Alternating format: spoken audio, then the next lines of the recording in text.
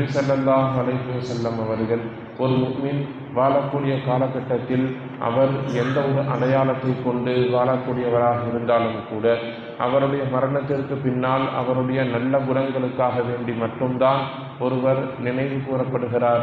எனவே நீங்கள் உங்களுடைய குணத்தையும் உங்களுடைய நடவடிக்கைகளையும் நல்ல விதமாக அமைத்து கொள்ளுங்கள் என்று குணம் சார்ந்து நடவடிக்கை சார்ந்து நமக்கு ஏராளமான நல்ல செய்திகளை நபி ஸல்லல்லாஹு அலைஹி வஸல்லம் அவர்கள் சொல்லி தந்திருக்கிறார்கள். ஒருவர் ஹயாத்தோடு இருக்கிறார், உயிரோடு இருக்கிறார் என்று சொன்னால் அவரை பற்றி பேசுவதற்கு நம்மிடத்தில் நிறைய விஷயங்கள் இருக்கும். அவரை அடையாளப்படுத்துவதற்கு நம்மிடத்தில் நிறைய செய்திகள் இருக்கும்.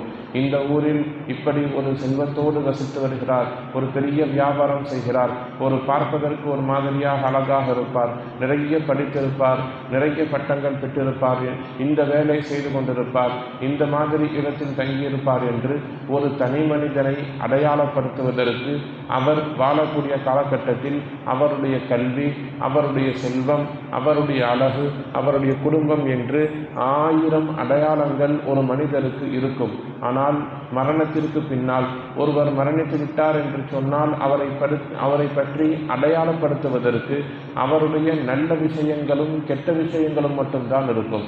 இந்த மாதிரி சீதேவியா வாழ்ந்தார் இல்லையா ஒருவர், அவர் மரணித்து விட்டார் என்று அவருடைய நல்லறங்கள் பேசப்படும்.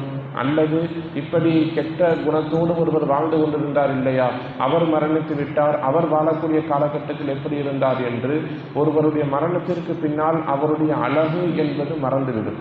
இப்படி அவர் அழகாக இருந்தாரா அசிங்கமாக இருந்தாரா என்பது ஹயாத்தில் இருக்கிற வரைக்கும் மட்டும்தான் பேசப்படுமே தவிர மௌத்துக்கு பின்னாடி ஒரு மனிதனுடைய அழகோ அறிவோ பட்டமோ பதவியோ படிப்போ அடையாளப்படுத்தப்படாது.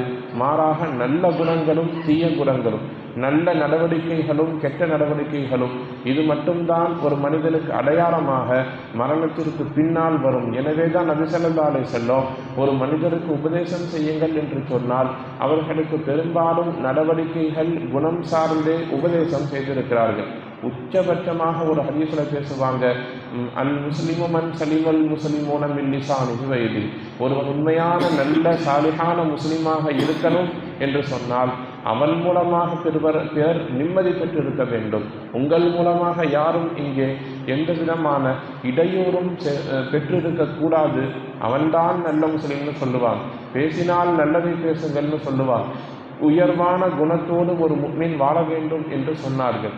எந்த அளவுக்குன்னு சொல்லி சொன்னால், நீங்கள் ஏதாவது ஒரு விஷயத்தை இழந்து விட்டாலும் கூட உங்கள் மூலம் பிறர் எதையும் இழந்து விடக்கூடாது. நீங்கள் உங்கள் கையிலிருந்து ஒரு 10 ரூபா காண போனாலும் கூட அடுத்தவனுடைய ₹1 கூட உங்களின் பாக்கெட்டுக்கு வந்துவிடக்கூடாதுங்கிறதுல நீங்கள் கவனமாக இருக்க வேண்டும். நீங்கள் ஓரிடத்தில் அவமானப்படுத்தப்பட்டு விட்டாலும் கூட அதை நாம் ஏற்றுக்கொள்ளலாம். ஆனால் என்னால் ஒருவர் அசிங்கப்பட்டார், என்னால் ஒருவர் பாதிக்கப்பட்டார் என்று நாம் ஒரு இடத்தில் கூட இருந்துவிடக் கூடாது. நம்மால் நம்முடைய சொல்லால் செயலால் பிறருக்கு எந்த விதத்திலேயும் இடையூறு இருந்துவிடக் கூடாது என்று கவனத்தோடு வாழ வேண்டும் என்று இஸ்லாம் பல்வேறு இடங்களில் பல்வேறு வரலாறுகளை நமக்கு சொல்லி பாடமாக சொல்லி, நீங்கள் நீதமாக நேர்மையாக நல்ல முறையில் பிறருடைய மனம் சிந்தனை கோணாத வகையில் நடந்து கொள்ளுங்கள் என்று திரும்ப திரும்ப நமக்கு சொல்லி தருகிறது. அல்லாஹ் குர்ஆன்ல நிறைய நபிமார்களுடைய வரலாறுகளை சொல்லி அதனுடைய படிப்பினையாக நமக்கு சொல்ல வரக்கூடிய செய்தியாக நீதமாகவும் நேர்மையாகவும் நடப்பதை வலியுறுத்துவான். நபி சுலைமான் அலைஹிஸ்ஸலாத்தினுடைய ஒரு வரலாறு ஹதீஸ்ல பதிவு செய்யப்படும். ரொம்ப ஆச்சரியமான ஒரு வரலாறு. நீதம் என்கிற விஷயத்தை தாண்டி மக்களுடைய நடைமுறை, ஒரு மனிதன் பாதிக்கப்படக்கூடாதுங்கிறதுல சுலைமான் அலைஹிஸ்ஸலாம் எப்படி கவனமாக இருந்தார்கள் என்பதை அந்த ஹதீஸ் நமக்கு பாடமாக சொல்லும். ஹஸ்ரத் தாவூத் அலைஹிஸ்ஸலாத்து வஸ்ஸலாம் அவர்கள் சுலைமான் அலைஹிஸ்ஸலாத்தினுடைய தந்தை. அவர் அரசராக இருப்பார், சுலைமான் அலைஹிஸ்ஸலாம் வாலிபராக இருப்பார்கள். இருவரும் இருக்கக்கூடிய நேரத்தில் தாவூத் அலைஹிஸ்ஸலாமுடைய மஜ்லிஸுக்கு ஒரு வழக்கு கொண்டு வரப்படும். என்ன வழக்குனா, ஒரு ஏழை விவசாயி, அவரிடத்திலே ஒரு பெரும் ஆட்டு மந்தை இருக்கும். அந்த ஆடுகளில் வரக்கூடிய அந்த பொருளாதாரங்களை வைத்து அவர் தன்னுடைய ஜீவனாம்சத்தை நடத்தி கொண்டிருப்பார். அந்த ஆடுகளை மேய்த்து சென்று கொண்டிருக்கக்கூடிய நேரத்தில் அந்த ஆட்டு மந்தைகள் கவனம் இல்லாமல் இன்னொரு விவசாயியினுடைய திராட்சை பல தோட்டத்திற்குள்ளால் சென்று அதை முழுமையாக அழித்துவிடும். வழக்கு தாவூத் அலைஹிஸ்ஸலாத்துக்கு வந்தது. யார் பாதிக்கப்பட்டதுன்னு கேட்பாங்க.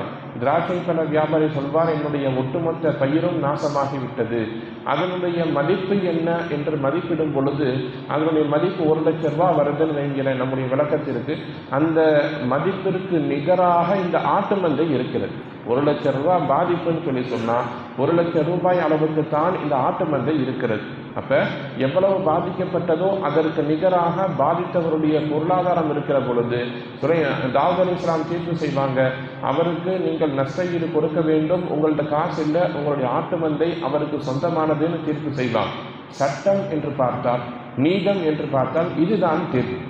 இவர் பாதிக்கப்பட்டிருக்கிறார், அவருக்கு நஷ்டஈடு கொடுக்க வேண்டும், 1 லட்சம் ரூபாய் கொடுக்கணும்னு சொல்லி சொன்னால் அதற்கு நிகராக இவர்கிட்ட பொருளாதாரம் தான் இருக்குது, வேற எதுவும் இல்லை, இதை வாங்கி அங்கே கொடுக்க வேண்டும் என்பது நீதி, அதுதான் சரியான ஒரு தீர்ப்பாக இருக்கும். சுலைமான் அலைஹிஸ்ஸலாம் சொல்லுவாங்க, இதில் எனக்கு ஒரு கருத்து இருக்கிறது, அதை நான் தெரிவிக்கிறேன், 2 பேருக்குமே பாதிப்பு இருக்காதுன்னு சொல்லுவாங்க.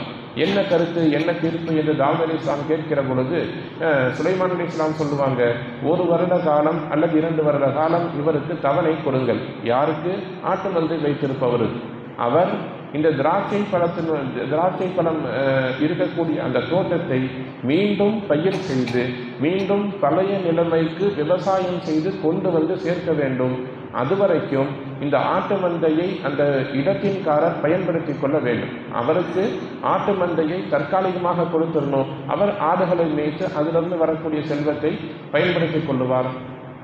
இவர் மீண்டும் விவசாயம் செய்வார். விவசாயம் செய்து பாதிக்கப்படும் பொழுது அந்த ஆடுகள் அதை அழிக்கும் பொழுது எந்த நிலைமையில் இருந்ததோ அதுவரை அவர் பயிர் செய்து அதை வளர்த்து மீண்டும் அந்த தோட்டக்காரரிடத்தில் கொடுத்து விடுவார்.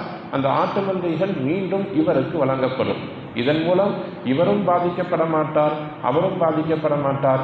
இவருக்கு தற்காலிகமாக ஆட்டின் மூலம் பயன் கிடைக்கும்.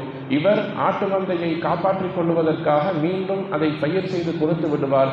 இது ஒரு சரியான தீர்ப்பாக இருக்கும் என்று இருவரும் பாதிக்கப்படாத வகையில் நீதம் என்பதை தாண்டி நபி சுலைமான் அலைஹிஸ்ஸலாம் அவர்கள் ஒரு மனிதர் பாதிக்கப்படக்கூடாது என்பதில் கவனமாக இருந்தார் என்று அந்த ஹதீஸின் செய்தி நிறைவடையும். எனவே வாழக்கூடிய காலகட்டங்களில் நாம் நீதம் செலுத்துவதாக இருந்தாலும், பிறருக்கு ஏதாவது உபதேசம் செய்வதாக இருந்தாலும், நம்முடைய சொல் செயலை அமைத்துக் கொள்வதாக இருந்தாலும், நம் மூலம் யாரும் எந்த இடத்திலும் பாதிக்கப்பட்டுவிடக் கூடாது என்பதிலே மிகவும் கவனமாக ஒரு முஃமின் நடந்து கொள்ள வேண்டும் என்பதைத்தான் நபி ஸல்லல்லாஹு அலைஹி வஸல்லம் அவர்கள் ஹதீஸின் வாயிலாக நமக்கு பலமுறை அவசியமாக உபதேசம் செய்திருக்கிறார்கள். எனவே வாழக்கூடிய காலகட்டங்களில் அல்லாஹ் ஜல்ல ஷானஹு தஆலா ஏவியபடி ஒரு முஃமின்களுக்கு நம்மால் பிறருக்கு எந்த விதத்திலேயும் இடையூறு இல்லாமல் வாழ்ந்து மரணிக்கிற நல்லதொரு நசீபை அல்லாஹ் நம் அனைவருக்கும் தந்தனருள் புரிவானாக.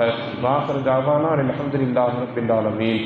சுப்ஹானல்லாஹி வபிஹம்திஹி சுப்ஹானக்கல்லாஹும்ம வபிஹம்திக வ நஷ்ஹது அல்லா இலாஹா இல்லா அன்த வ நஸ்தக்ஃபிருக வ நதூபு இலைக். சுப்ஹான ரப்பிக ரப்பில் இஸ்ஸத்தி அம்மா யசிஃபூன் வ ஸலாமுன் அலல் முர்ஸலீன் வல்ஹம்துலில்லாஹி ரப்பில் ஆலமீன்.